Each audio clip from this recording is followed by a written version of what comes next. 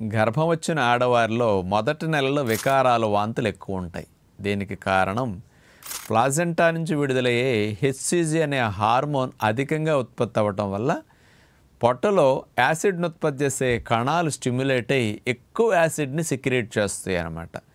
ఈ అధిక ఆమ్ల ఉత్పత్తి వల్లే వికారాలు వాంతులు గర్భవతులుగా రావడానికి కారణం. దీన్ని తగ్గించడానికి అల్లం మురబ్బా బాగా పనికొస్తుందని 2020 సంవత్సరంలో ఇండోనేషియా దేశం వారు 98 మంది వికారాలు వాంతులతో బాధపడే గర్భవతుల మీద అల్లం మురబ్బా ప్రయోగించి చక్కటి ఫలితాన్ని ఇస్తుందని రుజువు చేశారనమాట.